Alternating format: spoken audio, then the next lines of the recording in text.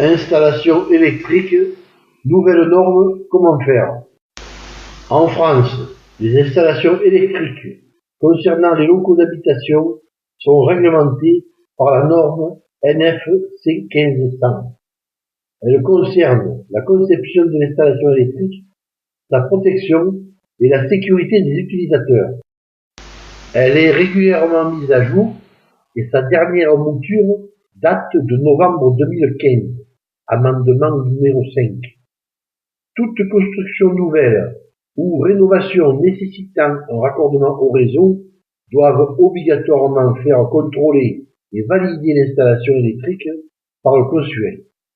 Dans cet article, je vais tenter de décortiquer et exposer en détail comment procéder.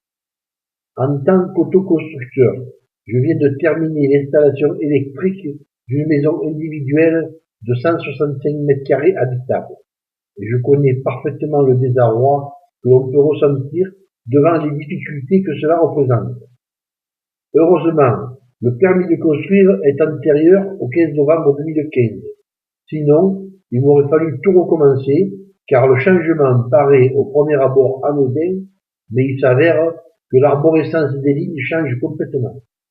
Alors évidemment, je ne prétends pas vous donner des conseils de professionnels, mais simplement essayer de vous simplifier la tâche. C'est donc de ces nouvelles dispositions, du tableau de répartition, de ses composants et de son arborescence que je vous parlerai en créant virtuellement le tableau de cette maison aux nouvelles normes. Premièrement, prévoyez large pour ce qui concerne le choix de votre tableau principal, car ces nouvelles dispositions demandent encore plus de place.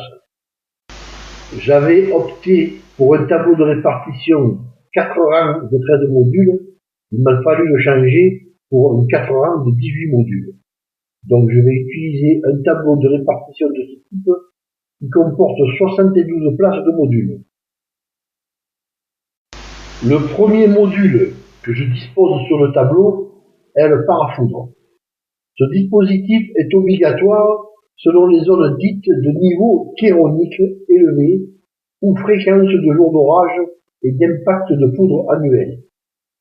Les départements en rouge égale dispositif obligatoire, en jaune dispositif fortement conseillé, se renseigner auprès de l'organisme consuel. C'est donc un parafoudre à cassette que j'ai choisi.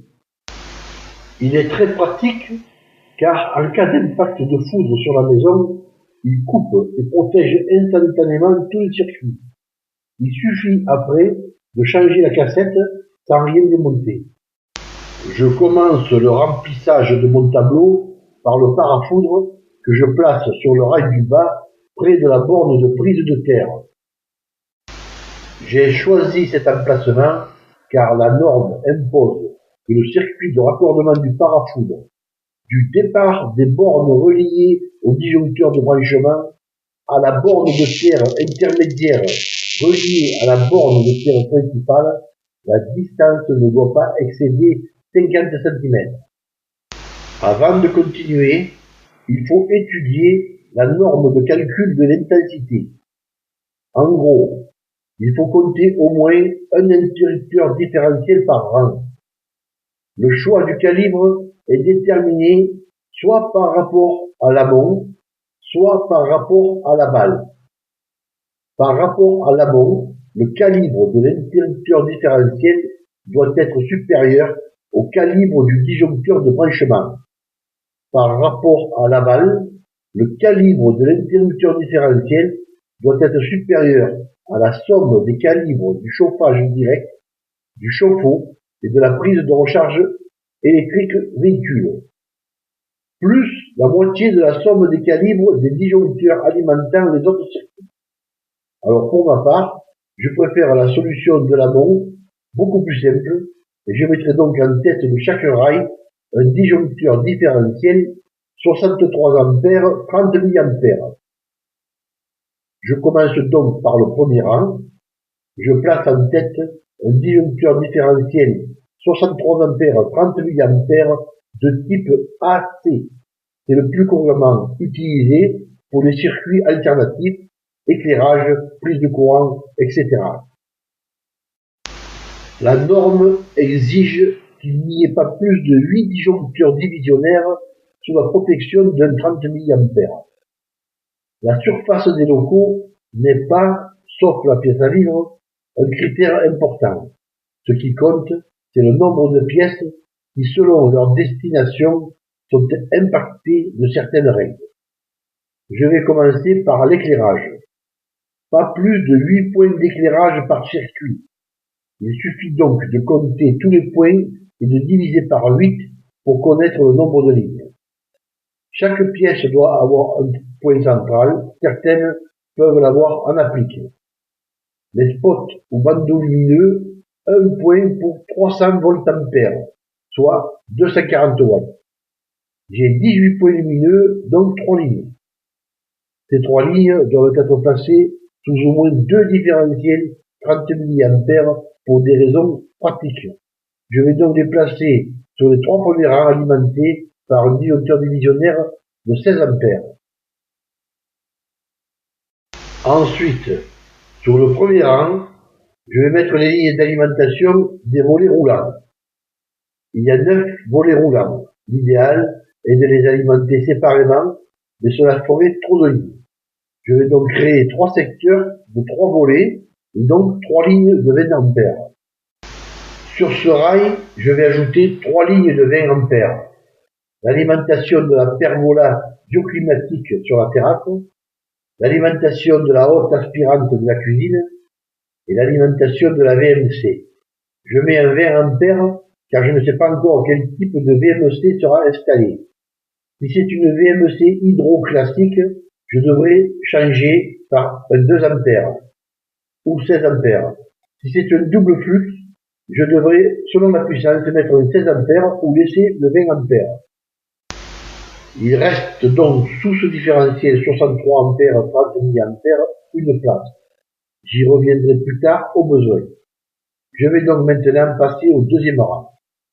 Pour ce qui concerne les prises de confort, prise de 16 ampères, la norme est la suivante. Équipement minimal. Cuisine, 6 prises, dont 4 au-dessus du plan de travail et une à proximité immédiate de la commande d'éclairage. Séjour, 5 prises, dont une à proximité immédiate de la commande d'éclairage, ou une par tranche de 4 mètres carrés.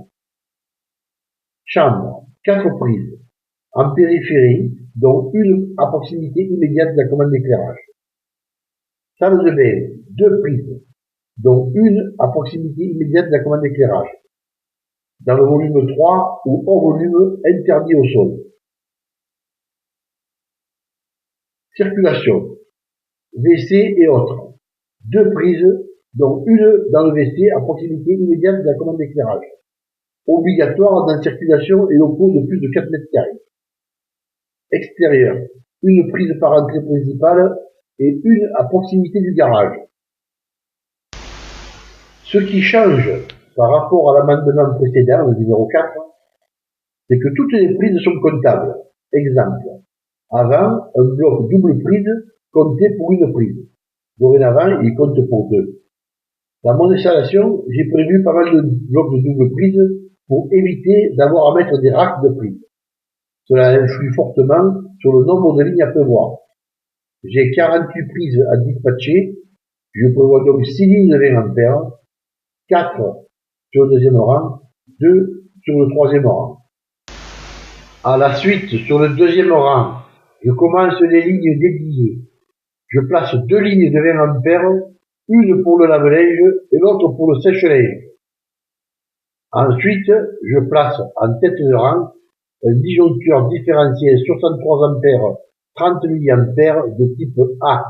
Le type A est utilisé pour protéger les appareils électroménagers de type récent contenant des composants électroniques. Sur ce deuxième rang, j'ai pratiquement atteint le quota maximal sur le différentiel de tête. Pour continuer le remplissage sur ce rail, je place un second 63 ampères 30 mA de type AC.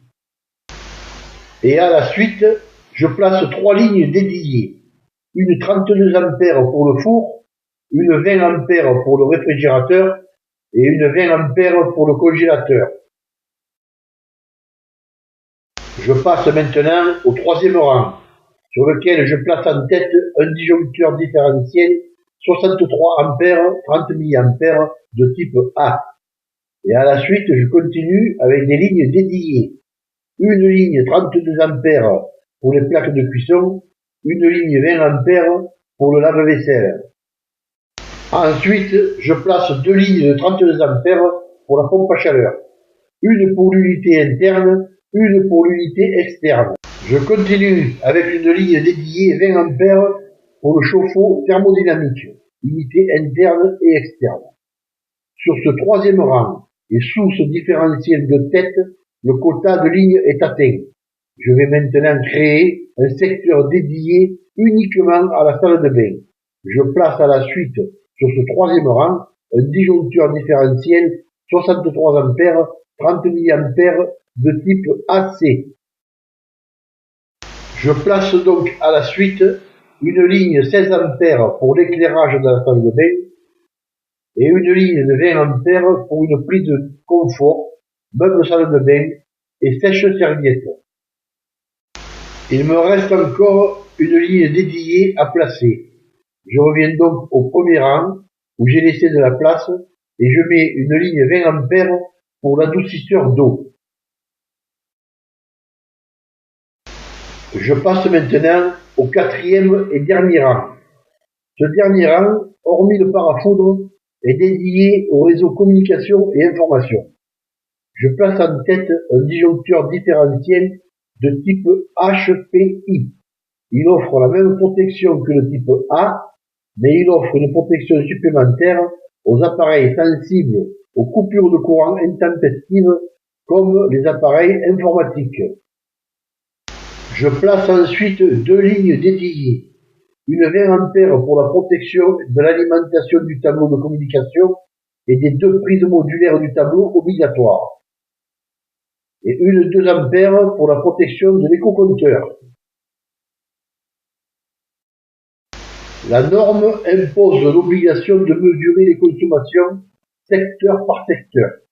Chauffage, eau chaude, services, etc. Ceci dans le but de faire prendre conscience et de maîtriser la consommation. C'est donc l'éco-compteur, ce petit ordinateur, qui va faire le travail. Je ferai par la suite un article sur le branchement et le fonctionnement de cet éco-compteur. Il ne reste plus maintenant qu'à placer les deux prises modulaires obligatoires. Je vais maintenant effectuer le câblage de l'arrivée du courant. Pour cela, j'utilise premièrement un peigne vertical pour relier tous les interrupteurs différentiels en tête de rang. Il se met en place facilement en le présentant plaqué contre les disjoncteurs de tête et en faisant pénétrer en même temps les ergots des bornes de chaque rang.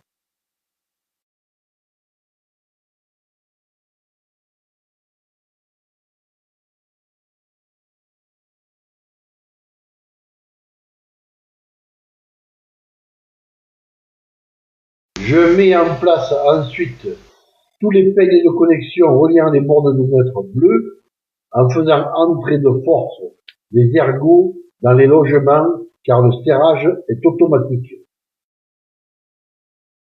Puis, je fais de même pour tous les peignes reliant les bornes de phase rouge ou noir.